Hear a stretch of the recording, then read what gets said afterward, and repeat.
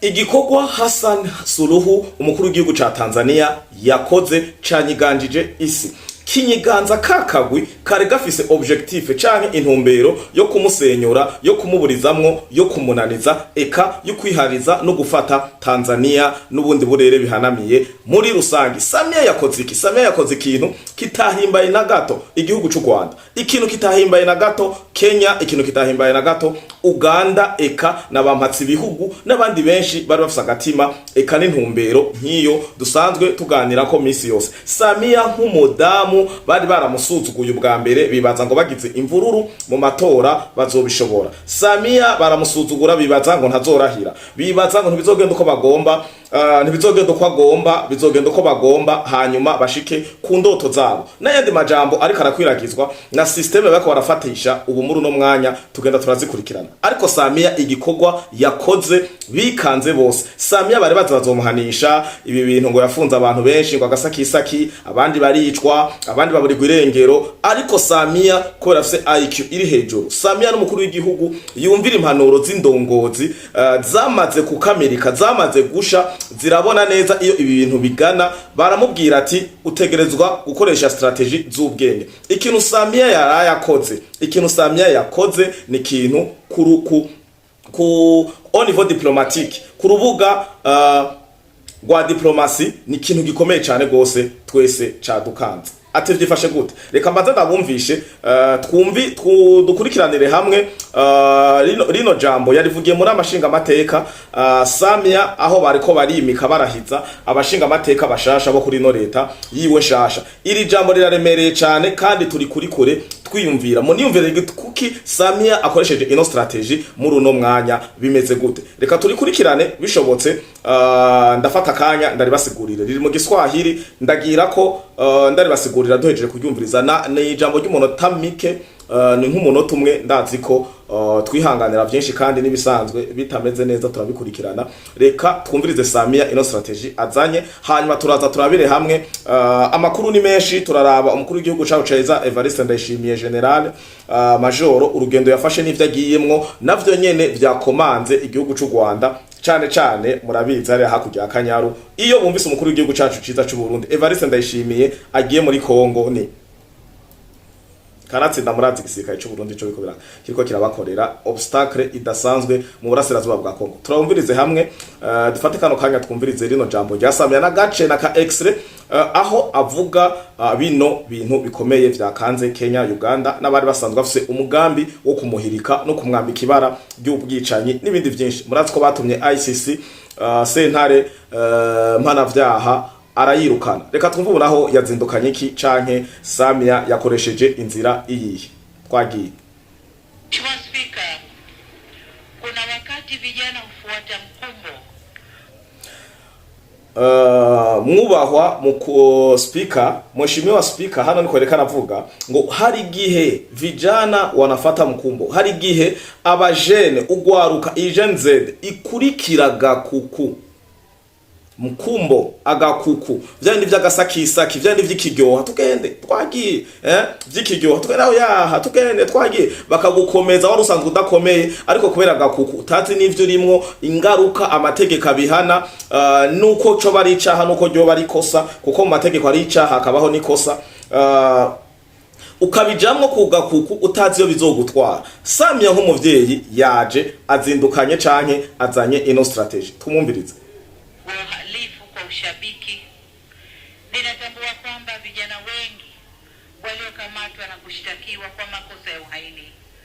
Aravuga ati bakivanga bakaja mu bikorwa vy'agakuku bagakora makosa kukutamenya, kandi ndazi neza natambua kwamba vijana wengi wamekomata kwa vitendo vya uhaini. Ndazi nakuzaho ugwaruka Bwinshi gwafashwe kuri ibi bikorwa vy'ububisha harimwo ubutretre, trahison n'ibindi byinshi bigenda bitandukanye. Ndabibutse ko hari umukobwa yitwa Jennifer asanzwe akora urudandaza kandi ruteye imbere, naje ndamaze kumushorera. Afise company ahora agira ibintu byita tuma na nifa, ugatuma mu Bushinwa, ugatuma muri Turkey. Je ndamaze kumushorera ibitari bike, turatsindanye turanavugana no kuri WhatsApp. Kandi mu bantu bari bambabaje mu gwaruka gwari gwambabaje muri Tanzania nifa yararimo. umufasha wiwe umufiance wiwe akorera Dubai, akorera mu vya telefone. Murumva ko ndamuzi cyane bihagije. Abahaririye ndashoboye kubaha nimero yiwe ya Nifa, ndashoboye no kubereka n'ivyo twayaze, ndaza abantu bakunda guharira. Nifa mu bantu bari barambabaje arimwo, ariko hamwe n'iki kigongo cy'umukuru w'igihugu ndashimye Imana ko umukuru w'igihugu nk'umuvyeyi nkuko avyivugira hano muri rino jambo ababariye ugwaruka gwagiye mu bitazi. Ugwaruka yavuze ati murabe neza, reka noneho ndeke kubicisha amajambo tubanze twumvirize.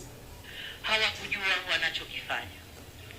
Nikiwa mama na mlezi wa taifa hili, ninavyoelekeza vyombo vya sheria na hasa ofisi ya mkurugenzi wa mashtaka kuangalia kiwango cha makosa yaliyofanywa na vijana wetu. Kwa wale ambao wanaonekana walifuata mkumbo na hawakudhamiria kufanya uhalifu, wawafutie makosa yao. Reka ndabereke ino video gato. Reka ndayibereke video yo hamwe ko murayikurikirana na jewe.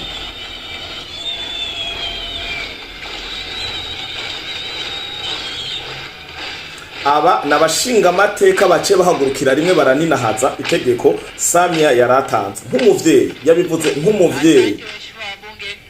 Reka ndagasubiza inyuma kano na kantu gato. Nikiwa mama nk'umuvyeyi kandi umuvyeyi wa bose wa Tanzania, ndasavye igipolisi n'abasirikare n'amategeko kuangalia kiwango cha makosa yaliyofanywa na vijana wetu. Kwa wale ambao wanaonekana walifuata mkumbo na hawakudhamiria kufanya uhalifu, wawafutie makosa yao. Rabi n'amashinga amateka.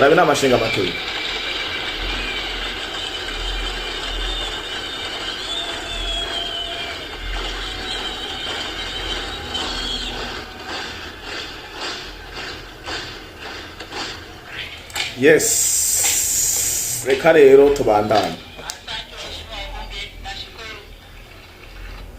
Yes, iki ni gikorwa c'umuvyeyi. Iki rero canyiganjije imitima y'abantu benshi.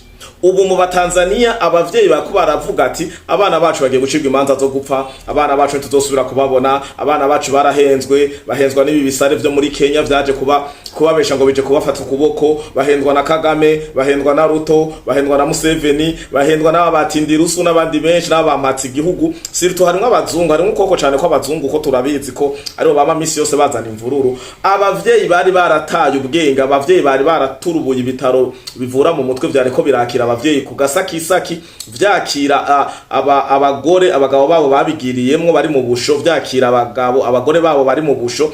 Eka nabagiye barabura kuko hariho impfu zimwe leta ya Tanzania yemeye, kuko jenjana nivyo leta yavuze, kuko sindi muri Tanzania simbona ivyo bitigiringwa igihumbi canke miliyoni canke ibindi byose abariko baravuga baopoza. Surtout televiziyo zo muri Kenya nizo ziriko zirakavya zivuga ibintu byinshi cyane, ariko menya amabanga yiwanyu murekera amabanga y'abatanzania vyabo. Ijambo dojeje kuryumva ko je nababwiye ati sinkunda kuzana ibintu vy'amajambo ibi nari navyumvise mu gatondo nk'ikivyuka nja kwinonora imitsi. Numvise ko Samia ngo yatanze ikigongo, ndavuga ati kigongo jifatiye kuki bigenze gute, ariko nabirondeye ndabironka numva yatanze umuco neza cyane. Benshi bihenda ngo yarekuye ngo bari muri imyigaragambyo, oya namba, ahubwo Samia atanze ikigongo, asavye novuga gute, asavye abajejwe ubutungane, polisi, sentare n'abandi bose bafise urwego mu vyo bakora bijanye n'ubutungane, bahaguruke barabe mu bafashwe bose muri manifestation, barabe muri no migumuko ya Tanzania, barabe baba barabigiyemwo kubwagakuku.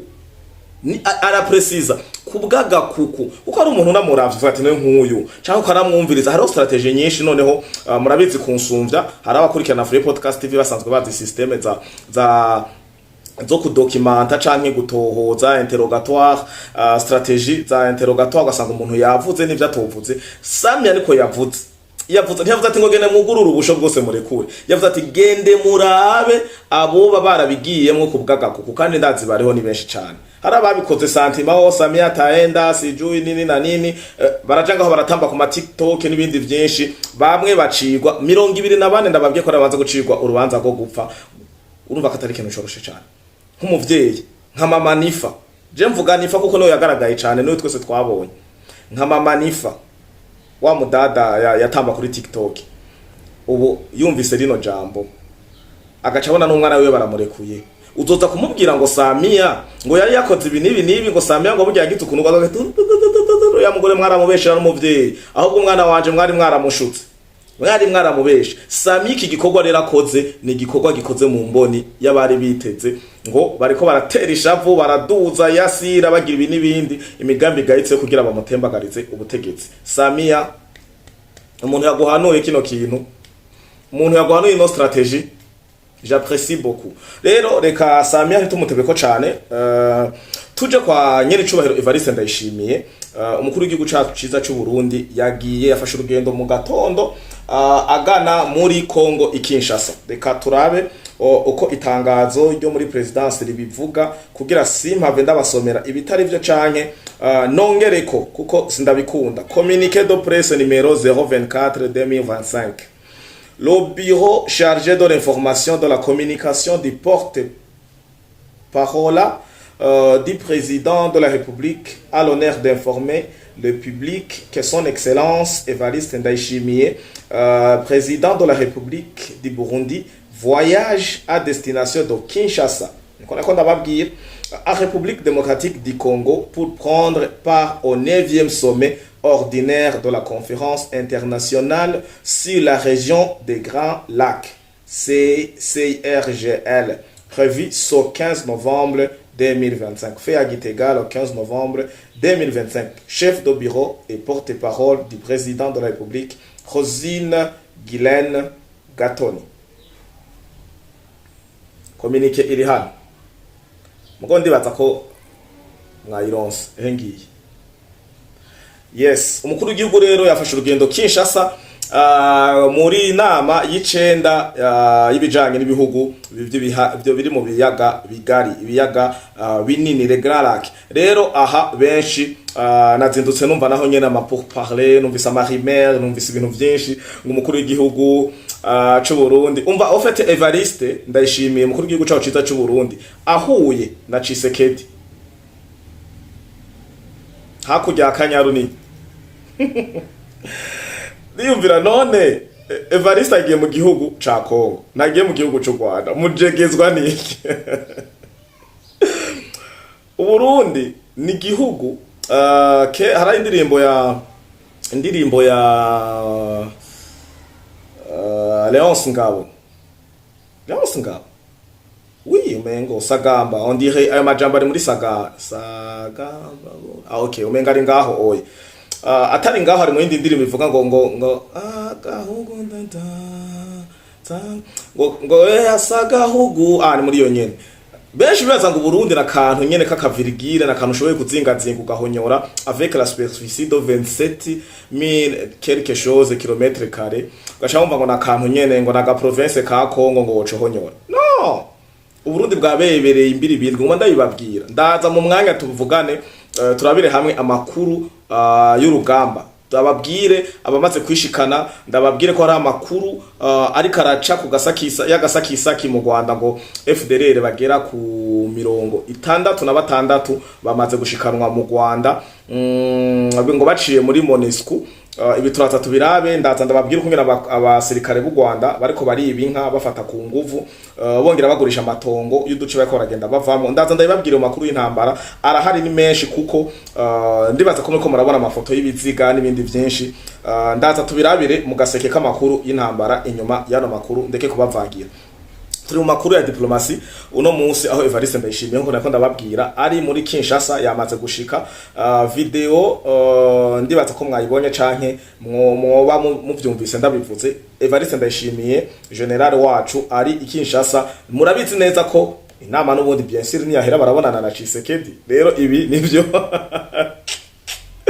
avuga ati uyu mugabo uyu uwo mudukiza Tanzania bavuga ko ariwe afise uruhara runini mu batumye imvururu zihagarara, mu batumye Samia agera kuri runo rugero ageze ko muri uno mwanya wiwe wa manda yiwe ya mbere atowe n'abene gihugu, kuko manda ya mbere muratswe ngene yayironse. Iki kiringo yarahejeje kuyobora. Muri Kongo nta ntambwe nimwe batera, nta n'inkorora, ubwirinzi baririmba misi yose pi, ahantu bahora bihayira pi, uvira ngo bofashe mu misi ibiri mu masaha abiri pi. Rero ubu Burundi n'umukuru w'igihugu cacu sirtu umukuru w'igihugu cacu ciza cyo Burundi naye bayobozi ba gisirikare n'igipolisi. Igipolisi ni sécurité territoriale, ntibaja kurasa canke kwivuna umwansi canke gusahiriza mu vy'intambara muri Kongo. Musanzwe mubizi ko mu ntambara haseruka nyene FDNB, la force de défense nationale burundaise. Nuko rero amakuru canke amakuru ya diplomasi y'uno munsi nateguye kubabarira ko Samia yababariye yatanze kigongwe nawe nyene cikivunga kubagiye mu zino mvururu mu vy'ikivunga mu vy'ikiryoha badatahura ivyari vyo, ariko condition no kuraba ko uwo muntu vy'ukuri amezamiriya yari yabishatse, yari yabiteguye, akaba atari yabiteguye. Mubabarire aje kusubira mu buzima bw'ishure, mu buzima bwo kudandaza, mu buzima bw'umuryango, kuko na jewe ndumuvyeyi niko Samia yavuze ko kantu kanyoheye, mimi kama mama, mimi kama mzazi, ndabababariye nimuraba babigiye nko mu kiryoha mubaharire, ariko simvuze ko ari kwirengagiza ivyaha, no. Rero amakuru ya diplomasi uno munsi nayo turaje tubabwira amakuru yo ku rugamba mu vya gisirikare ni vyinshi cyane gose. Turababwira na Amerika ivyo yavuze kuri Sudani kubatanga ibigwanisho, ingingo bafashe, turaza tubabwire mu makuru agiye kuza ibiko birabera Masisi aho Wazalendo na FARDC bamaze gufata ama village agera kuri 5. Turaza tubabwire n'ibindi vyinshi bigenda bitandukanye. Aba FDLR bamaze gutaha, batashe ku munsi wejo bagera kuri 17. Turaza vyose tubibabwire, tubabwire n'ibinyoma inyuma ya cya kinyoma nababwira ca ya drone baheruka kwerekana ngo yarashwe ryari, ariko tukababwira ko ari foto ya imaze imyaka 4 bazanye kindi kinyoma. Nico dutangurana n'amakuru y'urugamba turaje mu kanya. Rero ndabakengurukire cyane mwe mudahengesha gukurikirana ibiganiro no gusesanguza buca hano kumbonesha kure yanyu, ariyo mbonesha kure yacu Fleury Podcast TV. Kandi ndabibutsa ko na Fleury Podcast TV atamwebwe mwarahezagiwe.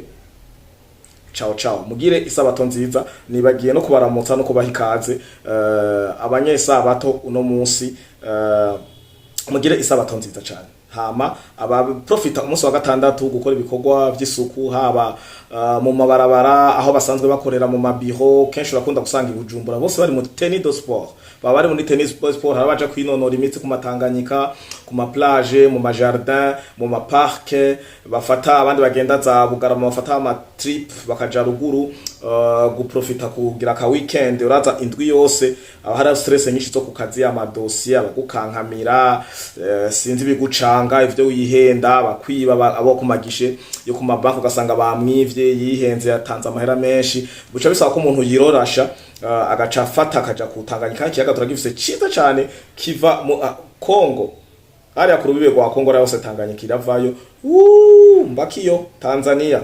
Murumva ko le long du lac, le bord du lac ni nyinshi cyane. Ushaka uraja kutanganya kuri Bujumbura, Rumonge, Gitaza, Minago, sinzi Kagongo, sinzi heje hanyene muri meri ya Bujumbura mu makartier tubayemwo, za Kanyosha hari Tanganyika turayifise neza, kandi turayifise ko uruhande runini cyane. Udashaka kuja kufata akayaga ko kutanganyika, ibiti patirage nziza, ama montagne, ama végétation, ama climat, ama relief, ama faune, ama flore, umva ibikoko uragenda urabe amashugwe, ama jardin, imisozi, ibiyaya, tusa ona tu Burundi nta kintu na kimwe tubuze. Umuntu yari yatoye kaya kazina ngo Burundi n'igihugu c'amata n'ubuki, yariyumviriye cyane.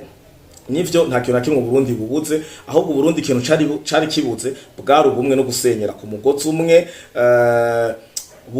buramye buvuye mu majambo, kuko ubumwe turafise umunsi mukuru w'ubumwe bw'abarundi ariko ubumwe ugasanga n'ubumwe budahari aho amacakubiri bamwe bayashira imbere ugasanga ari amashuri bamwe batajamwo ugasanga ari amashengero batajamwo ugasanga ari amakartier yihariye abantu bamwe ugasanga hari ivyo murabizi kundusha bankurira bato namwe muzokwigira kuri jewe ushaka ku bandi tuzaturababwira kungene vyari vyifashe kugira tumenye amateka tumenye no kungene tuvyirinda ivyari vyaracanishije nk'abarundi ariko ndakenguruka ko uburundi ni nyabagendwa uraduga ruguru ukamanuka saa 4 z'ijoro ugashika muhiri wawe saa 6 saa 7 amahoro menshi cyane harona barara baragenda abaya makamyo aba batwari bazana ibitoro aba matros aba mapooling n'abandi benshi bagenda batandukanye igihugu c'amata n'ubuki ni igihugu c'umutekano ntangere na nico gituma kenshi dukunda kuvuga ati